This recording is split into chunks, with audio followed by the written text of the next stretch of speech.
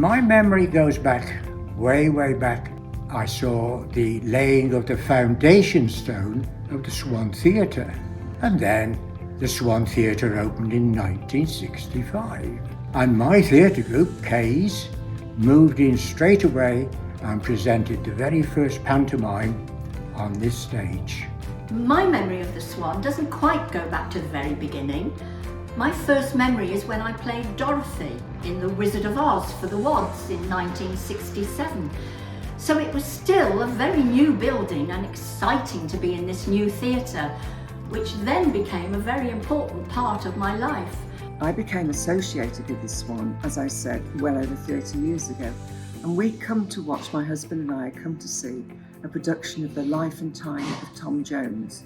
And my husband was reading through the programme and he said, "Here you are, if you want something to do. There's an advert here. The Swan Theatre's looking for volunteers." I could claim, almost, to have been born and bred into the Swan through my mum and dad, Bill and Frida Wyatt. Dad was present at the Swan's opening in 1965 and was a representative on the first management committee. I remember in 1966 when both appeared here in Wad's Salad Days. They in fact celebrated their silver wedding anniversary during the show. And at the end of the performance, Dad presented Mum with a bouquet of flowers. And I remember a guy sitting in the row behind me saying, "Good God, they're still talking to each other."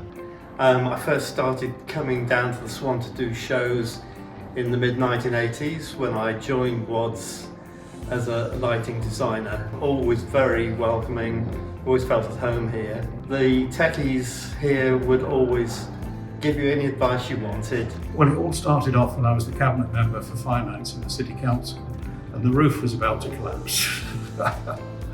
So I had to find funding to repair the roof, which we did.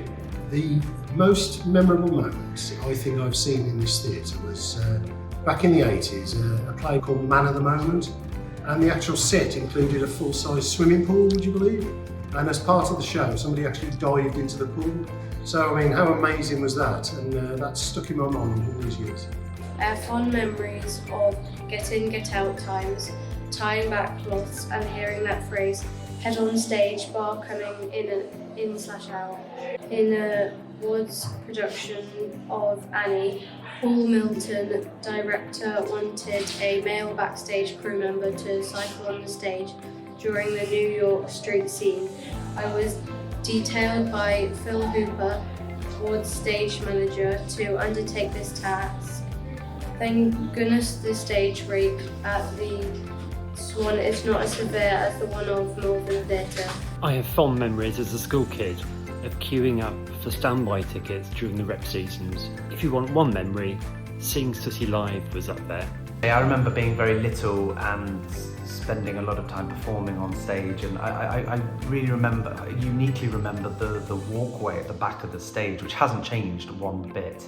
And even now when I walk down that walkway, I'm transported to being 5 years old, 6 years old, and walking down there and remembering that. During July 1966, at the age of 11, I had my introduction to the Swan Theatre. I was taken for the first time to see the Sooty show. I can still remember being amazed at seeing a live show, so I know that I'd be appearing on that stage several years later.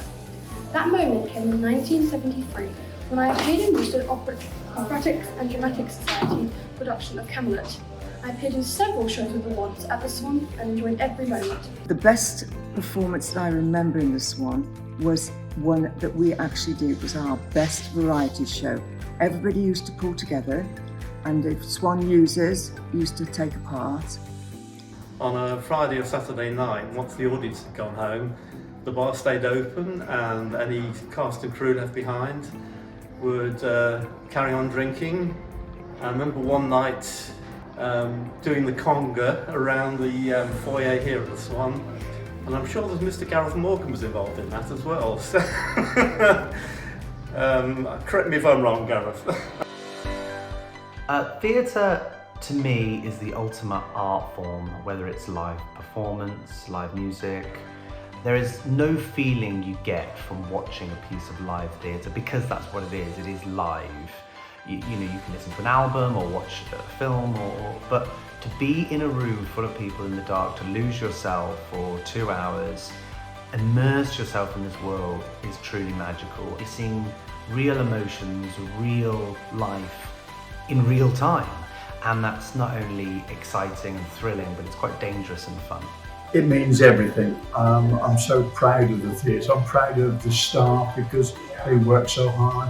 We have some great shows for the general public. No matter what you're interested in, we at the Swan can provide it. It's the only theatre that I believe we have in Worcester, the only source of entertainment that families can go to. It's great for children, lovely for children. I love the place. I've been coming here many, many years. I think theatre's important, live entertainment, there's nothing like it. And to see the smiles on the kids' faces at the Panto is fantastic. But there's nothing like live entertainment, and this is, in my hometown, and it's a wonderful venue. It is a well-run machine that takes an incredible amount of work to maintain, and the staff and the people at the top and the board do work very hard. Rufus Norris said, "I have to say, I regard the Swan as a special place and the foundation of my artistic life, having started my artistic career here as a member of the Swan Youth in the 1980s. The 60th anniversary fundraiser is really important because it will increase access to the Swan's broad programme through bursaries, school outreach and through physical improvements. Well, listen, it's a great milestone for the theatre, 60th anniversary. It's superb and should be celebrated.